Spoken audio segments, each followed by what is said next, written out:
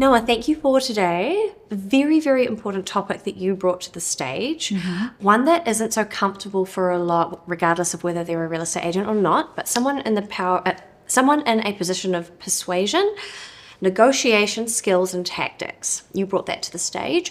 For someone really needing a steer on how to enhance their skills, do you have a framework that helps, someone in a 101 mindset? How can they start to create some structure as they approach how they want to become a great negotiator? Yeah, and I spoke about this on stage. I think the best framework to start with is to know that you've got 3 approaches.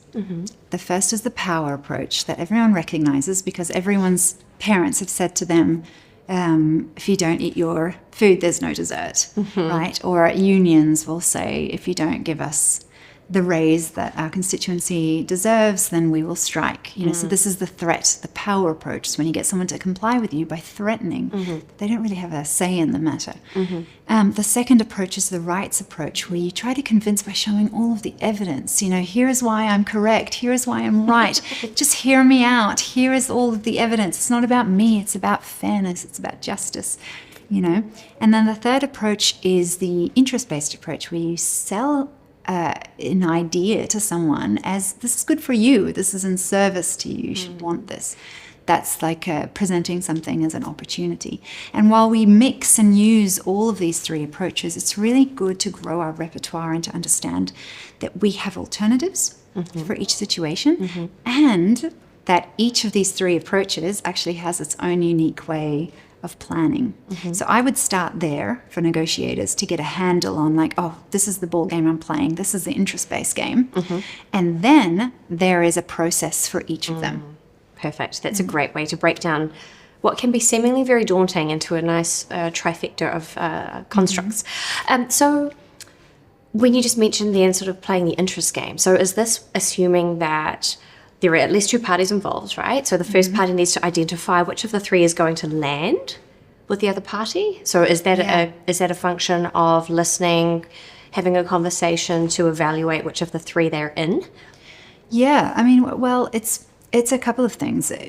First, what comes naturally to you and what do you think you could do well? Second, what does time allow? Sometimes you can't go into the interest-based approach or even the rights-based approach because this is an emergency or there's no time, to get this done or else, And I've seen this done in boardrooms and I've seen this done in corporate. I've actually seen C-level person come into the room and go, listen, you, beep, I'm not going to say that, listen, you guys, if we don't get this done, before Friday, there will be consequences. So you do need to assess what does the situation call for, and then also what will resonate with the other party, because some people need to hear, it's like the DISC. Have you heard of the DISC? Yes.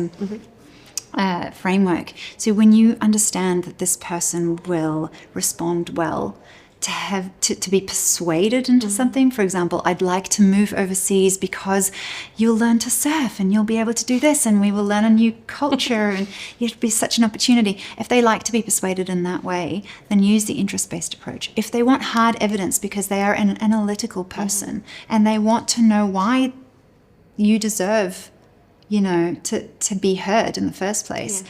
Or there is very clear criteria, like when you're asking for a promotion and you have to present the evidence, then it calls for the rights approach. But if there's no time or if they need to be threatened into action, and sometimes that's a valid, that is a valid method, then it's the power approach. But yes, there's assessment that goes on, and that's part of the planning process that I teach. Okay, fantastic. And so with that being the case, for early students, you must observe some common mistakes or faux pas. So, what are some easily correctable behaviours or habits that you commonly see with those first setting out on a path to be better guided by you? Well, my biggest thing, the biggest thing that I try to convince people to do is to plan. So my biggest frustration is that people who want to do well in their negotiations don't take the time to really plan, and that might be to collect evidence, benchmarks, information, if you're using the rights approach, or if you're using the interest-based approach, it's researching the person. Yeah. So like go and stalk them online a little bit, understand who is this person, what drives them, who's watching them negotiate, who is judging their performance, is their spouse involved, what will matter to them, what sort of person are they? So not planning is the biggest mistake, but I think there's an easier thing to correct. And it comes from the world of influence, so it's a little broader than just negotiation, but it's who's introducing you.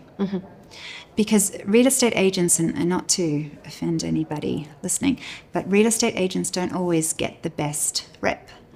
And I know within my circle that when we think of real estate agents, we immediately think, well, how do we protect ourselves from either being persuaded into something that we don't want or lied to, or, we don't know this person and we're trusting them with the biggest transaction of our lives, which is selling or buying a house. Yes. So the easiest thing that an agent can do is to have a third person, someone trusted by the decision maker, to introduce them. Like, sorry, I've forgotten your name. Ilse. Here's Ilse. You're in good hands. Here's Ilse. She's been in the business for 10 years. She totally knows what she's doing. You're in good hands. Someone to just say, it's okay. This is a trusted person. Yeah. So if you can get someone to introduce you, that's half the way to building Easy trust. win. Very is easy. Is that social proof, or is that different again? It's called authority, the principle of authority. Okay. There's also social proof, absolutely. But just, you could build credibility with an Instagram profile that screams credibility, or with a certificate on the wall, or with something a lot more formal. Yeah. Or you can just have someone trusted introduce you. That's because you asked for quick fixes. That is a very quick fix. Yeah, excellent. Okay. And the iceberg, last one for you. You have a framework around the iceberg. Can you clarify, what basic analogy, what can be seen, what cannot be seen? Yeah. Is that an analogy for who you're negotiating with? And how do we see below sea level? Yeah, it's really hard to see what is truly driving and motivating decision makers. But of course we know that it's not going to be the things that they talk about. So if they're talking about the terms of the deal, and it could be price, and it could be other terms or conditions or settlement date or whatever it is typically not those concrete things that are driving their decision making. What's driving them are the things they're not saying that are hidden. So they're underwater in this metaphorical iceberg.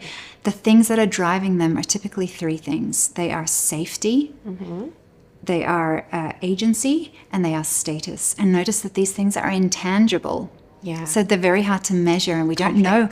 Yes, and we don't know how much the other person needs them. They'll never speak about it. They're not going to say, hey, I need you to validate my status before I can make a decision. Absolutely not. They're not going to say it, but you're going to get a sense for it, and you'll never know if you've 100% satisfied their interest. And I'm certainly not promoting like sucking up to people and flattery. That's not what I mean. But I do recommend taking a long time, like really allocating time to thinking about how to make the other people feel the way that they want to feel in the negotiation. So security or safety could be a sense of control. Control is a second thing, but actually both of them, safety and agency, which is control, they can be satisfied with transparency. Like, this is what we're doing. Let me lay it out for you. Or let me send you the information in an email so that you have it. Full transparency, or an explanation of what's going on, with some background information. And validating someone's status, asking permission to do things, listening to them, making them feel like they have some status in the room. And I think everybody does this, but to have a framework around it and a method means that you're prompted to really think deeply about how to satisfy that for another person. And those things, they will get the deal done. So it's sort of be intentional, observe, and have a framework so you can identify certain triggers, or what would it be? Not symptoms. Symptoms. I mean, sometimes, for example, emotions. So when someone is emotional, angry or nervous or sad, it means that their intangible interests haven't been satisfied. They're not angry about price. They're angry that they're losing. Do you know what I mean? It's about a feeling. Yeah. They're not angry about emotive, conditions. right? It is the emotive part. Is that fair to say? Yes, emotive, intangible, feelings-based, all of that is correct. But these are the drivers. And it's great. It's a great opportunity because they're actually much easier to satisfy than the goals, which are like the concrete parts of the deal. I can't offer you more money for the house, but I can make you feel the way that you want to feel about selling it to me.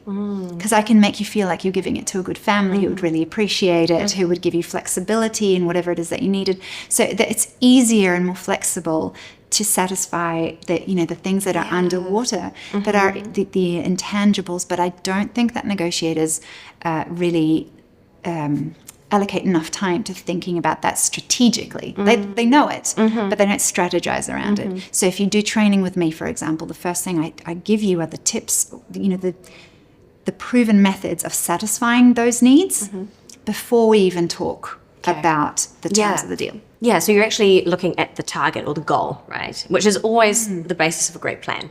Where are you? What are you trying to achieve, or where are you trying to land? Yep. And then you're providing the connection between those dots.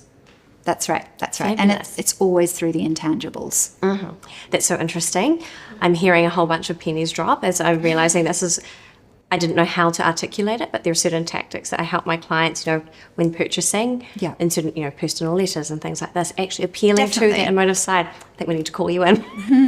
But that's the thing. I think lots of people know how to do this, but do we have the technical language to identify and to predict and to plan in advance and teach other people how to do it? Fabulous. Thank you so much. I think there'll be a ton of value and everyone progressing the conversation with you. Thanks, Noah. Thanks.